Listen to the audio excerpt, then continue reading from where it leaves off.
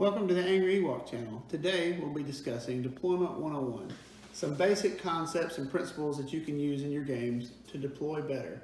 This is not a comprehensive video, this is just simply an attempt to get you started with deployment. We'll probably do more videos that are more specific to certain situations, but we'll take you through the general steps of trying to deploy your squadrons and your flotillas early and then building into deploying your fast movers all the way into deploying your linchpin and your critical pieces and trying to react to what the enemy is trying to do. It's usually a good idea to start your deployment with your flotillas because they're cheap ships, they have good long-range defense, they're not in danger of getting swatted by red-range shots often, and they provide a good location to deploy your squadrons off of without giving away too much about where your combat ships are going to be. Typically for me, I like to deploy my flotillas on the back line at speed 2, and the reason for that is that way I can increase to 3 if I need to really get out of dodge, or I can slow up to 1 if I'm worried about drifting forward into some oncoming threat. But typically I find that at speed 2, particularly with rebel flotillas that have 3 clicks natively at speed 2, I can easily get a 75-degree turn right or left like you'll see here, and that can point me in a relatively safe direction unless the enemy devotes one of its capital ships head on into charging this flotilla. Typically you'll start dropping squads off of that first flotilla, which is centrally located, so that you're again not giving away your intentions, and putting your squads central so they don't have to, so the enemy has a hard time deploying away from them. Most people will put their flotillas and their squadrons in front of their flotillas. Unless you're going to change speed to 1 or 3 and jump over them, you're going to probably run over them. So I'd like to deploy them here, kind of pull back to the sides, because over on the sides, that'll give me enough space to do this, to make that speed 2 move over the top of my squadrons and get my 3 clicks to the right or 3 clicks to the left and point it in a safe direction. When I deploy on the back line, even with this speed 2 turn right or left, it's very difficult for anything deployed head on with it. Even a Star Destroyer coming hard at speed 3 is going to have a hard time jumping on that flotilla and threatening it at the top of round 2. This is important because a lot of times your flotillas are one of your first activations in a round because you're trying to, again, delay giving away information about where your combat ships are going to be. So you're going to burn your flotilla activations early. So you're going to give away information about where they're going to be so the enemy can set up to shoot them. So you want to try to fly them very defensively, and deployment, allowing it to kind of get pointed in a safe direction, is going to help them a lot and help you preserve those activations so you don't get last firsted or you don't give away your last first advantage. Don't give away flotillas for cheap by inattention or deploying them too far forward. If you have slow squadrons, or if you want your squadrons to be deployed centrally quickly, you may not want to deploy your flotilla all the way on the back edge. You may want to deploy it sideways at the very front of your deployment zone, and that gives you as much space to legally deploy your squadrons as you can to get them into the fight faster. But like we said previously, we don't want our flotillas forward momentum carrying them closer to the enemy. So if you deploy sideways, you can continue straight, or you can even give ground towards your long board edge if you have to try to avoid getting attacked by a ship coming straight across the board at you. That being said, even flotillas have a purpose and a role in your army, and you shouldn't ignore them. You should not deploy a flotilla sideways in the middle of the board, because if you deploy it in the middle of the board, the enemy could then attack from behind that flotilla and make it very difficult for that flotilla to use its comms net, to use its boosted comms to actually be part of the fight, because it's flying dead away from the fight and trying to turn. Obviously it would try to turn and get back into the fight, but it would take it a long time. For this reason, if I'm going to deploy a flotilla sideways, I typically go halfway between the middle of the board and the short edge and deploy it there, pointed back towards the short edge, so that there's not a lot of space for the enemy to get behind that flotilla and sweep in and attack it, while making it very difficult for that flotilla to help. If they deploy on the opposite side, away from the flotilla, its first command will typically be a navigate. It'll increase to speed 3, and it can pretty easily catch up and get into the fight. Once you've completed your flotilla and squadron deployments, there will be several ships that you have to deploy, and these ships will probably get deployed without knowing where some or all of the enemy ships are going to be.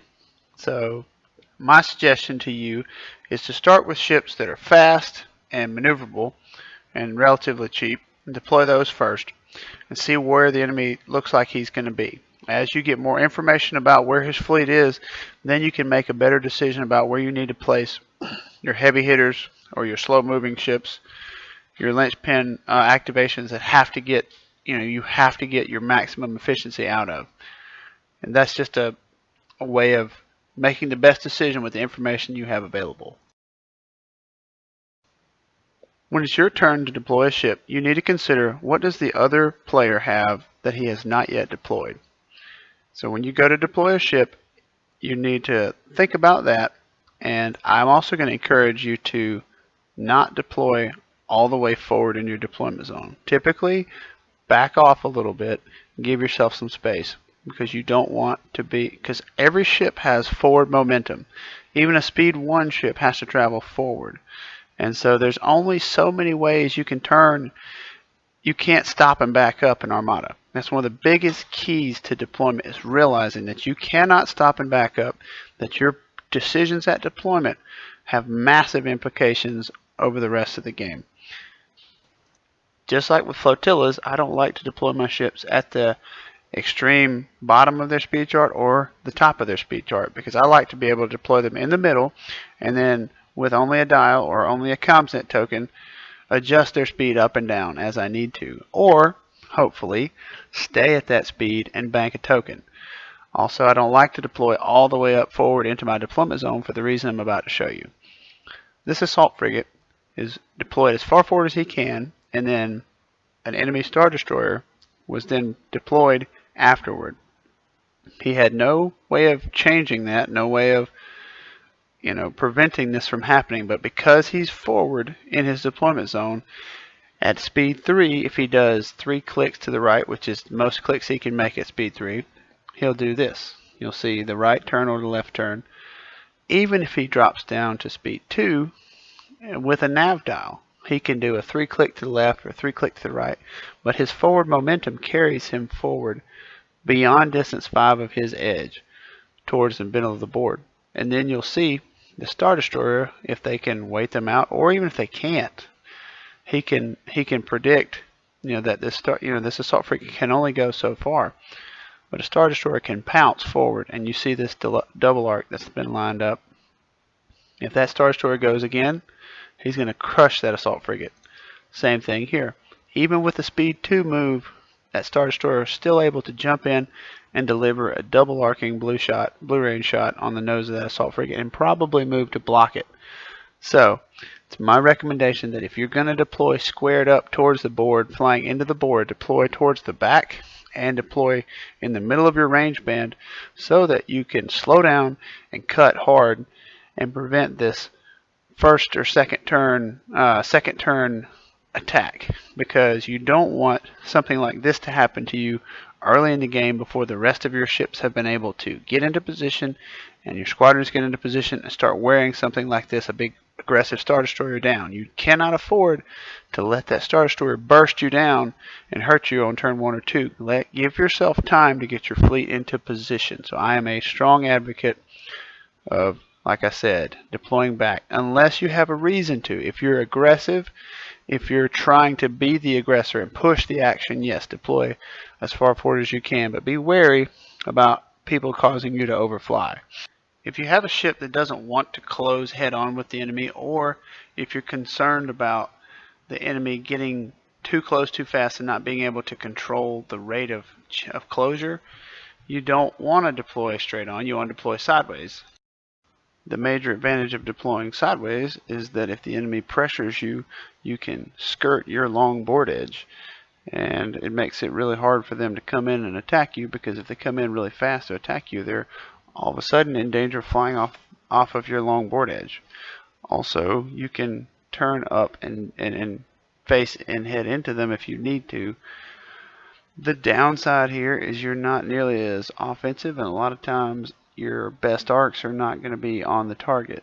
So this is typically something that you'll see either a side shooter like an Akbar fleet, MC-80 assault frigates, such as that, or squadron-oriented fleets that don't really seek to engage with their ships and fight with their ships. This is a defensively oriented tactic. And you'll see here that even with a side deployment, a Star Destroyer that gets to go down last, or a big MC-75 or a Liberty or something gets to go down after you, can still position itself in front of your flight path, and given time it can close and pretty much recreate that head-on situation that we were discussing earlier. The problem is that situation happens a turn or two later, and so by deploying sideways you've kind of bought yourself at least a turn to get yourself oriented. You can see the Star Destroyer coming in, trying to get in front of this assault frigate and then you'll see this last graphic with the blue line and the red line.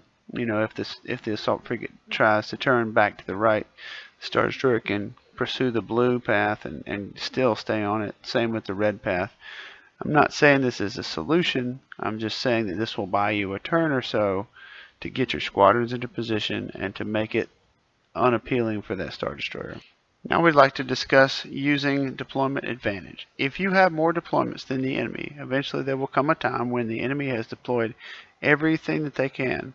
So you see exactly where all their ships are, their squadrons are, what their speeds are, and it's now time for you to drop your big centerpiece, the thing that you've been holding off deploying until now because its position is critical to the battle.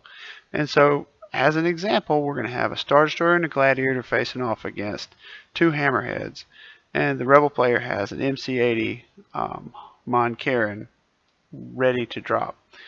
So in this position, the Rebels and the Imperials are pretty much squared off right across from each other, and neither one of them has a particular advantage at trying to isolate one of the enemy ships apart from the other and damage it without allowing the other one to fire because they're head up across from each other.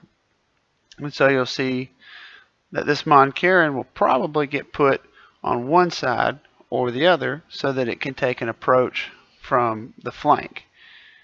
The Rebel player is actually getting to, in a way, choose which Imperial ship he'll be focusing his efforts on. If he deploys this Mon Caron on the left side, he'll take an attack angle circling towards the middle of the board and probably end up focusing his efforts against the Star Destroyer. And we don't want to fight this Star Destroyer by ourselves. We want to leverage the rest of our fleet. So what he's going to try to do is he's going to try to fly in such a way that the Star Destroyer can't physically fit to outside of him, can't get to the outside of him, and must fly back towards the middle. You'll see the yellow, the orange bar and the arrow indicating that we're going to attempt to herd this Star Destroyer back in towards the rest of our fleet. In this case, it's two Hammerheads. In a lot of other cases, it's a large ball of squadrons, especially for Rebels. It's a slow-moving ball of squadrons that you need to get the enemy to either fly near enough to that you can bomb or slow down long enough for your squadrons to get home. A benefit of attacking one side of the enemy formation at high speed, which this Mon Caron is uniquely good at doing because of its speed 4 large, is that you can isolate some of the enemy ships. Demolisher in this case is on the far side of the attack and is going to have a hard time getting over and attacking Mon Caron. You're kind of taking Demolisher out of the fight for a moment and trying to get a situation where you can fight just the Star Destroyer while Demolisher is rushing to try to get into position, and then deal with Demolisher or try to fly past Demolisher. But you're trying to use your speed and your positional advantage to neutralize the threat of Demolisher in this case. The Rebel player may decide that he actually wants to try to focus on Demolisher instead of letting Demolisher circle around and be a problem late. He may choose to focus his efforts on killing Demolisher instead of the Star Destroyer, and he has that option because he's deployed in a relatively symmetrical way. He can choose to put Mon Caron on the right side and then basically doing the same thing, forcing the Star Destroyer to now fly around Demolisher to get into the fight, trying to use the speed at which Mon Caron is closing the distance to make it hard for that Star Destroyer to engage while putting a lot of pressure on Demolisher. And you'll see here as the ships close, They're starting to angle in, but that Moncaron is definitely in a good spot to attack Demolisher. We're assuming the Rebel player has first player here. I know that's not a given, but you see the fire arcs that the hammerheads are starting to project, and you're forcing this Demolisher to make a decision to either take the blue trajectory down into the fight towards the hammerheads, or the yellow turn to the outside. The only problem is, if he makes that yellow turn to the outside, he's probably going to end up landing in a double arc of Moncaron.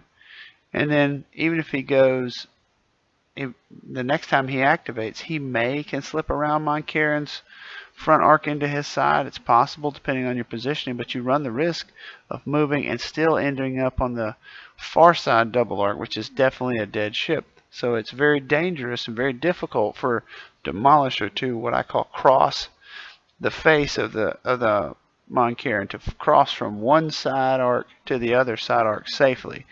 And by doing this, it encourages Demolisher to take the blue trajectory to go down into the hammerheads, which normally would struggle to run down Demolisher and get meaningful shots. So you're hurting that Gladiator into the rest of your fleet by putting Moncaron so far out to the right that it's Gladiators could not stand the firepower to cross from one side to the other because of the double arcing situation they'd be flying into. Because Moncaron is so far out away from the Star Destroyer, it's not in danger of taking any meaningful hits from the Star Destroyer. Demolisher might scratch it, but it can delay its activation to an opportune time, then move in. As you'll see here, it moves in. Engine tax moves up, lines up a nasty double arc, and then the top of the next round, it's going to take that double arc and, side to side, front to side, and then has an easy escape vector. You can see with the blue. And then even if that doesn't work, you still have, a potential follow-up shot from the hammerhead. Not really sure where the Gladiator will end up being. The point is not to show off how to last first here. The point is to show off that you can choose to fight one ship of the enemy fleet or the other with your positioning. If you had put that Moncaron in the middle, it would definitely have had to deal with both the Star Destroyer and the Demolisher at the same time. And by spreading yourself out, you can kind of isolate the enemy ships and not have to take them all at the same time. We're going to quickly go through what the Rebel player would do if he tries to go after the Star Destroyer here. He's going to want to close as fast as he possibly can on this Star Destroyer. And the reason he wants to do that is because as he closes, he makes Demolisher's job of joining the fight that much harder. Because the Star Destroyer is going to get in Demolisher's way. As it turns to its right, Demolisher is going to have to either take a much longer loop around or try to undercut the Star Destroyer and run almost perpendicular to its current direction, which it can do. But again, all of that takes time, and the faster that this Moncaron can force the engagement, the less likely the Gladiator will be part of that engagement.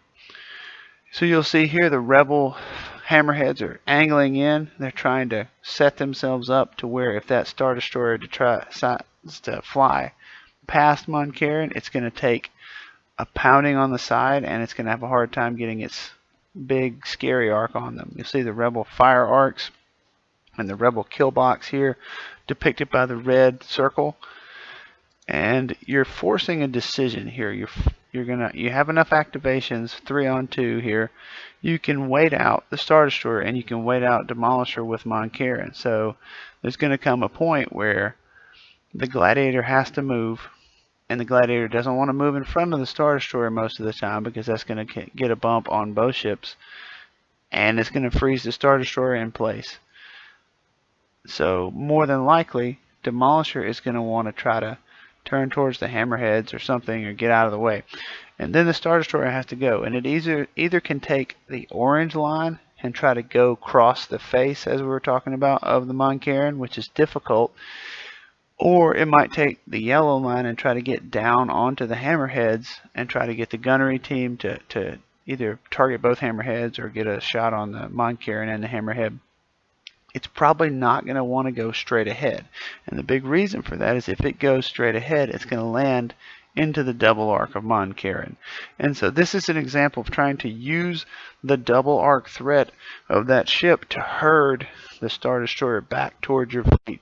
They don't want to eat two arcs at the same time, so they're probably not going to do it. And so it's a strong deterrent and a way to prevent this Star Destroyer from trying to go knifing through the middle. We see here a move from Demolisher to basically try to threaten the Hammerheads, and then the Star Destroyer has to make a decision. And because of Demolisher's positioning, it'll probably do something like this. And you end up, this is that straight line that we were talking about. If it chooses to not pick a direction and go straight, or if it gets boxed out by the Gladiator as it did here, it's going to end up in Mon Carin's double arc. So you'll eat the side and the front end of the side of the Star Destroyer. And again, we're focusing the Star Destroyer and trying to, and you'll notice that Demolisher is nowhere near Mon Carin. It couldn't get to Mon Carin if it wanted to, because at this point Mon Carin can put the, put on the speed and get out of there and make Demolisher miss it completely by overshooting. So Mon Carin fires, and then speed 1 or speed 2 maneuver to here, sets up a nice double arc. In this position, Mon Carin has first player. That's going to be another double arc from the Mon Carin. That's probably a dead Star Destroyer. If it's not, your Hammerheads are hopefully in a position to where they can clean up the fight.